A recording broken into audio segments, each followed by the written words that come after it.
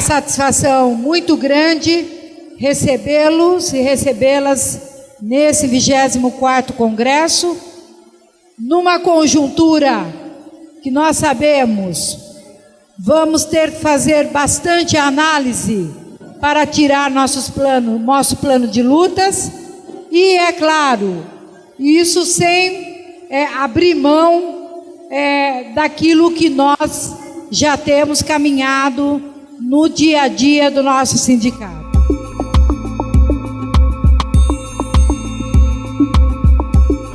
Eu vou passar imediatamente para o João Paulo, para que ele apresente para todos nós o resultado da pesquisa Violência nas Escolas, a percepção dos professores, dos pais e dos estudantes.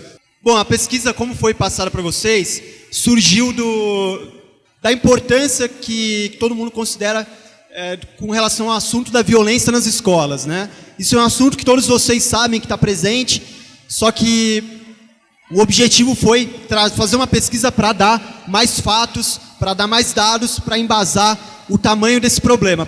Vou começar falando um pouco do contexto escolar, antes de entrar diretamente na violência, mas sobre questões que a gente sabe que afetam diretamente a questão da violência. Em primeiro lugar, a gente viu que o perfil dos pais de alunos da rede é um perfil bastante específico, um perfil de pessoas, em primeiro lugar, com escolaridade bastante baixa. Então, 45% dos pais de alunos da rede estadual têm, no máximo, ensino fundamental. Eu estou falando isso para caracterizar um pouco o ambiente familiar dos pais de alunos da rede, né? Então, em primeiro lugar, quase metade tem baixa escolaridade. E, além disso, a gente está falando de pais, de famílias, sobretudo com uma renda baixa, né? 29% das famílias de alunos da rede estadual são famílias de baixa renda. E 63% delas são famílias do que a gente chama de média renda. O que isso quer dizer? Isso quer dizer que as famílias dos alunos da rede estadual são mais pobres, não só do que a média do estado de São Paulo, mas elas são mais pobres do que a média do Brasil, né? Então isso caracteriza um pouco quais são os perfis que estão na escola estadual. Então são famílias de baixa escolaridade e famílias em geral também de baixa renda. Uma outra questão importante, diretamente associada à violência nas escolas, tem a ver com o baixo envolvimento dos pais, né, com a escola.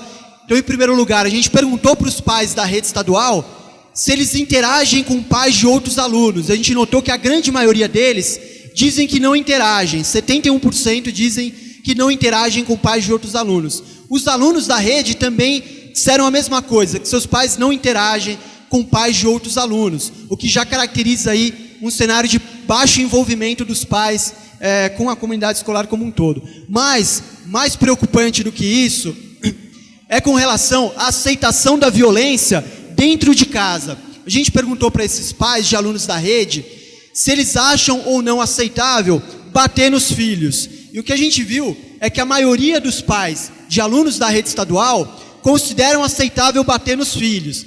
A gente sabe que a violência dentro de casa reflete diretamente na violência fora de casa. Isso é dado, por exemplo, para casos de violência doméstica. Então, crianças que apanharam dos pais têm mais chance de bater posteriormente, cometer agressões dentro de casa.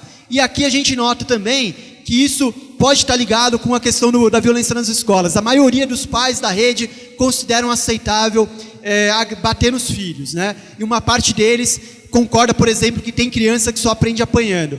Então, a gente vai ver que boa parte dos professores disseram que o problema da violência escolar começa em casa, né? Começa com problemas de falta de valores, falta de respeito, e o que a gente nota aqui é que realmente parece que isso está presente.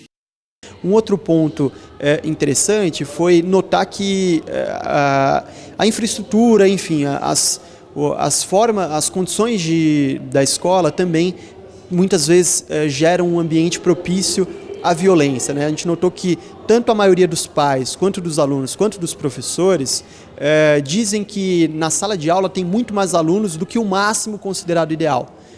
Isso, claro, já prejudica um pouco o ambiente de ensino e, além disso, a maioria de pais, de professores e de alunos também consideram violento o bairro em que a escola está e a própria escola, né? Então, independente se eles próprios sofreram violência ou não, são todos agentes que consideram que a escola está inserida num ambiente violento, né?